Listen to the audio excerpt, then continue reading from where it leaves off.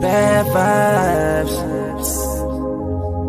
No bad vibes, don't come around with that energy. They once right, they more family than some kin to me. They show me love, still watch out for my enemies. Leveled up to the max, but I ain't in my peak. Money in the world in my hands, money in the world in my hands, money in the world in my hands, money in the world in my hands, money in the world in my hands, money in the world in my hands, money in the world in my hands, money in the world in my hands. Oh my goodness! I see you doing your thing, everything they say you can't. You got it going your way, show it like what can I say? I see you doing your thing, everything they say you can't. You got it going your way, show it like what can I say? I see you doing your thing, everything they say you can't. You got it going your way, show it like what can I say? I see you doing your thing, everything they say you can't. You got it going your way, show it like what more can I say? I ain't gotta say much. You shouldn't have to say much. Stay down so you came up, then came down and stayed up all night to the morning. Baggy eyes and you yawning, but the money keeps on calling, and we ain't about to ignore it. No, you go, you go, you go, till you got anything, then you some more. Like you on a hockey team, hit them goals. Money coming fast while you sipping slow. And me, I'm so past words, I just hit the code. Nothing funny, being broke is a joke. Get into it like it's all a nigga know. Mad I'm busy, but matter if I was broke. Yeah. And I show, so I ain't gotta say much. And you shouldn't have to say much. I see you doing your thing, everything they say you can't. You got it going your way, show it like what more can I say? I see you doing your thing, everything they say you can't. You got it going your way, show it like what more can I say? I see you doing your thing, everything they say you can't. You got it going your way, show it like what more can I say? All right, good evening, everybody. Want to start this video off by saying that I am excited to do this whole series. This has been amazing. It's been an amazing journey for me, learning about laws and money and finances, everything that I was never taught in school. So now, me being almost 35, I have learned quite a bit in the past maybe 10 years. Of course, I've already been out of school, but I've learned a lot, and I'm more than welcome, and I'm happy to share everything that I have been learning, because I really think it's vital that everybody knows this stuff. I think it's extremely important. Because again, like I said, these are things that we did not learn in school. So at this point in time where we are in the world, is extremely important for us to learn about the financial side, because, we don't understand how big of a role that money plays in this already virtual world. So with this series, I'm going to break down modern money mechanics, which is basically an internal revenue, somewhat of a guide or a manual. And definitely, I want everybody to kind of just bear with me, take some notes, because this stuff is, again, highly important. Let me see. Sorry, I'm trying to pick up my mail. Pick up mail from my my P.O. box. And if you know what I mean, we use P.O. boxes around here. Anyway, so like I said, I'm gonna break this down, this modern money mechanics, and we will figure out what's really going on so that everybody can get on track. So basically, the purpose of this booklet is to describe the basic process of money creation in a fractional reserve banking system. Um, the approach taken illustrates the changes in bank balance sheets that occur when deposits in banks change as a result of monetary action by the Federal Reserve System, the Central Bank of the United States. The relationships shown are based on simplifying assumptions. For the sake of simplicity, the relationships are shown as if they were mechanical, but they are not, as is described later in this booklet. Thus, they should not be interpreted to imply a close and predictable relationship between a specific central bank transaction and the quantity of money. The introductory pages contain a brief general description of the characteristics of money and how the U.S. money system works. The illustrations in the following two sections describe two processes. First, how bank deposits expand or contract in response to changes in the amount of reserves supplied by the central bank. And second, how those reserves are affected by both Federal Reserve actions and other factors. A final section deals with some of the elements that modify, at least in the short run, the simple mechanical relationship between bank reserves and deposit money. So, in this video, I will discuss what is money and who creates money. So money is such a routine part of everyday living that its existence and acceptance ordinarily are taken for granted.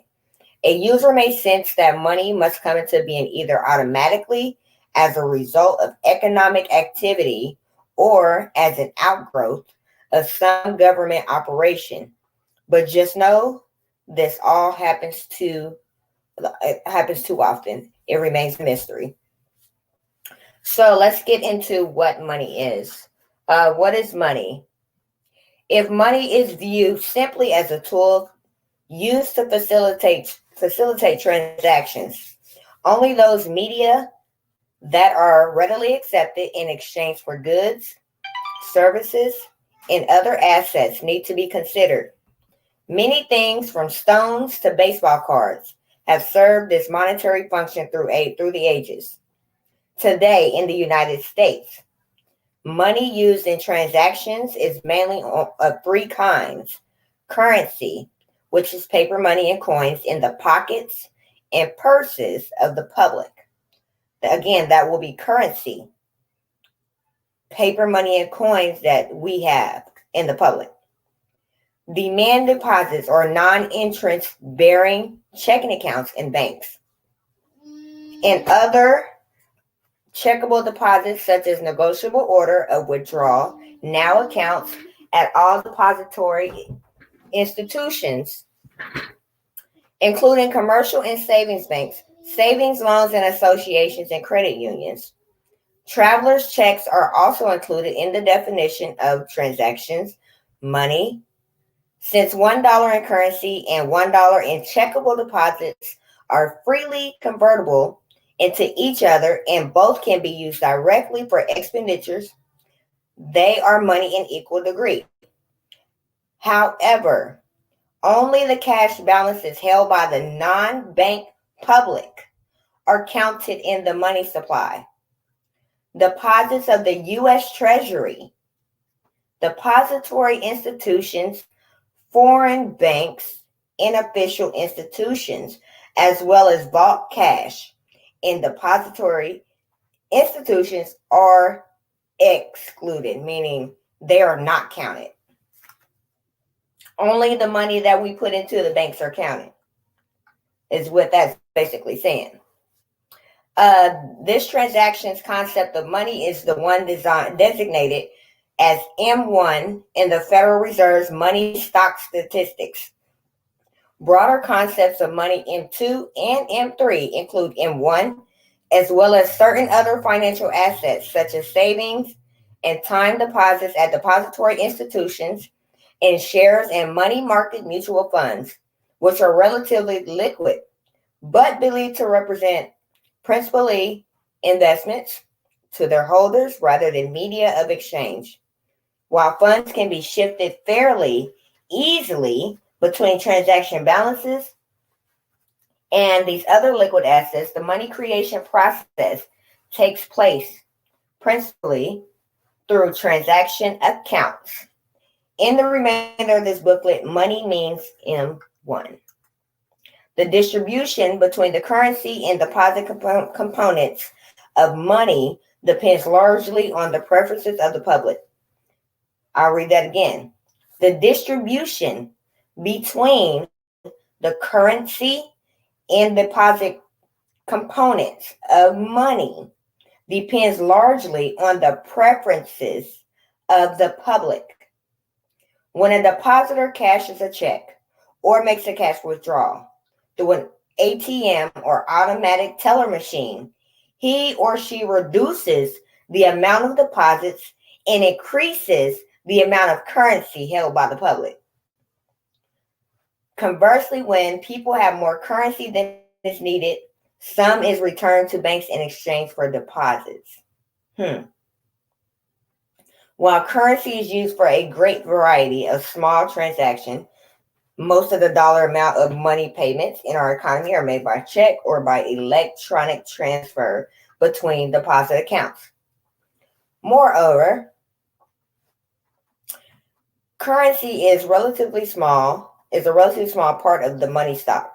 About 69% or $623 billion of the $898 billion total money stock in December of 1991 was in the form of transaction deposits of the $290 billion were demand and $333 billion were other checkable deposits. So let's look into what makes money valuable. In the United States, neither paper currency nor deposits have value as commodities.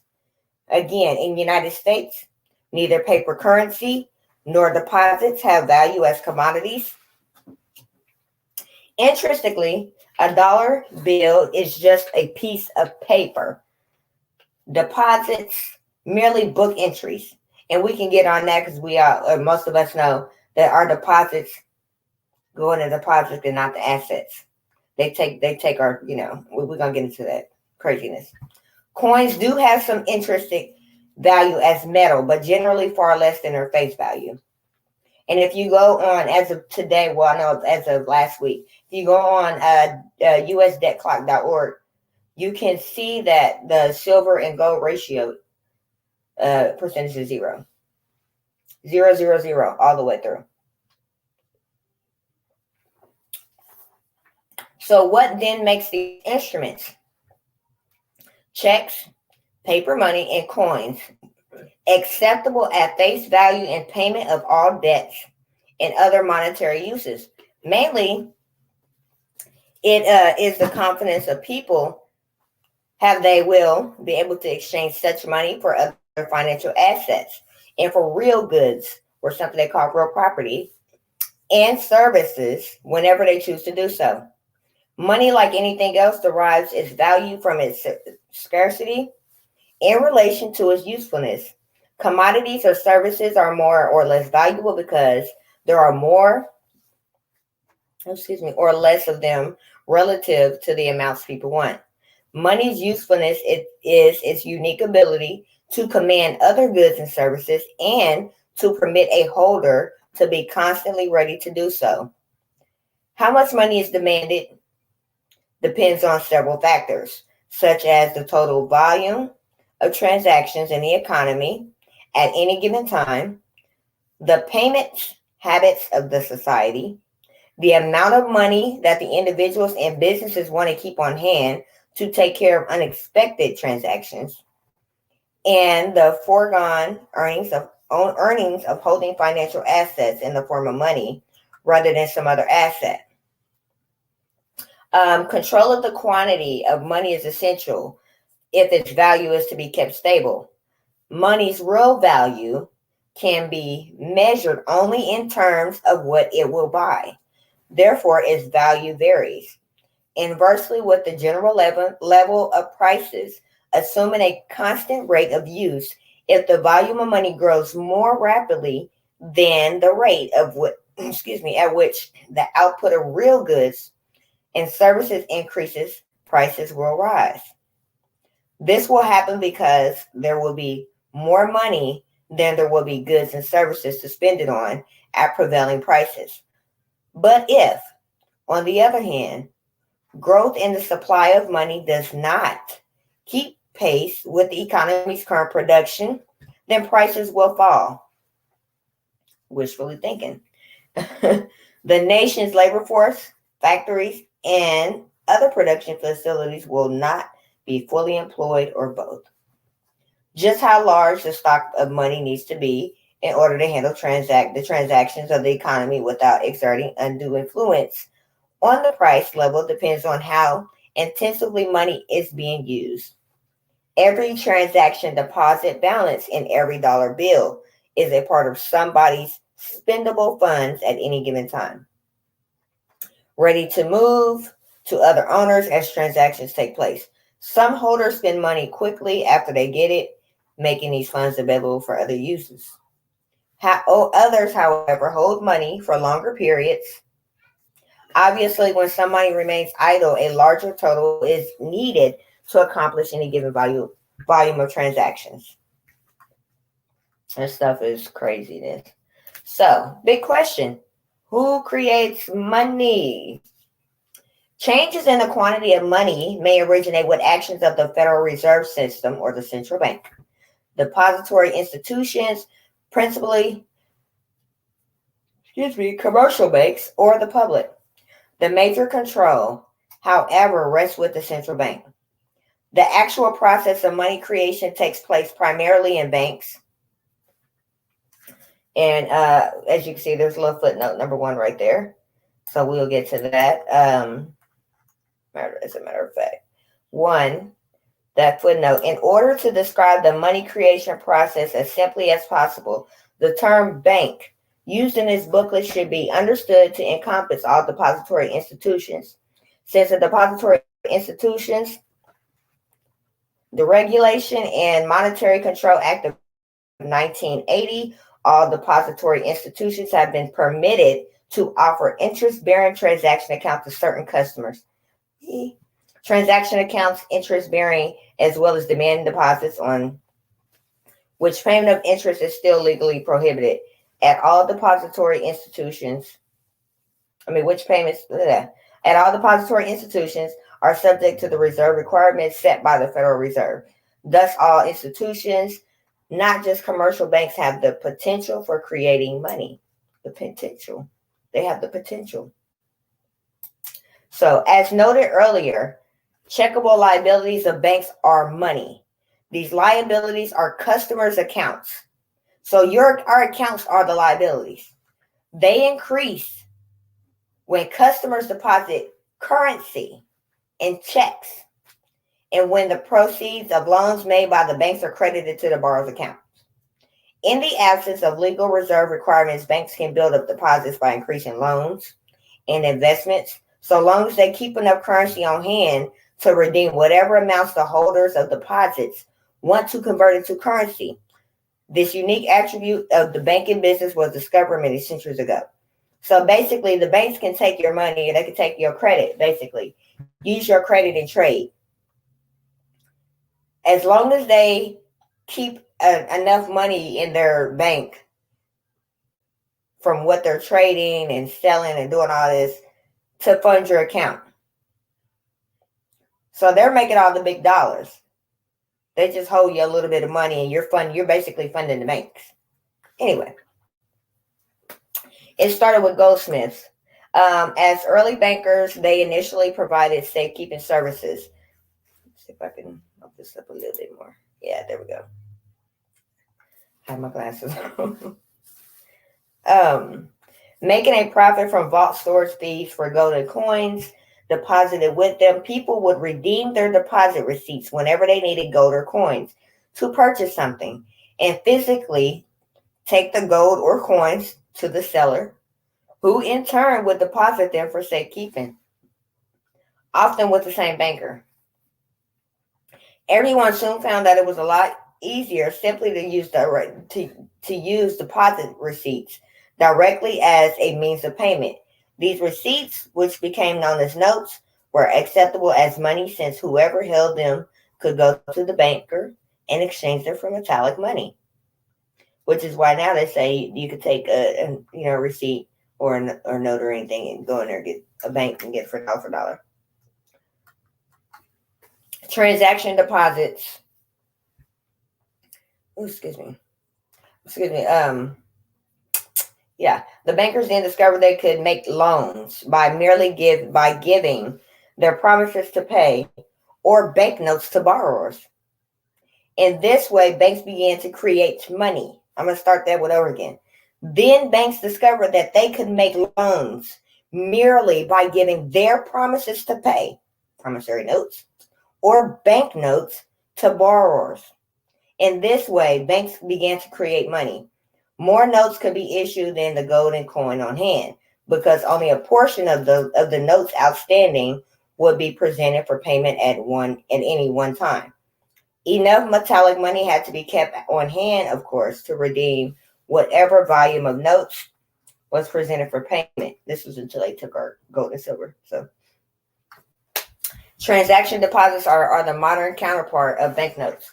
It was a small step from printing notes to making book entries, crediting deposits of borrowers, which the borrowers in turn could spend by writing checks, thereby printing their own money. So for this video, I will leave it off at here. But next video, what limits the amount of money banks can create? I could touch on that. And where do bank reserves come from? And what are bank reserves? So yes, that will be in the next video. So definitely stick around. And we'll be back with another. I'll be back with another one. So everybody, stay loving, keep your good vibes flowing, and see you later. No bad vibes. No bad vibes. Don't come around with that energy. They once fried, they more family than some kin to me. They show me love, still watch out for my enemies. Leveled up to the max, but I ain't in my peak. Money in the world in my hands. Money in the world in my hands.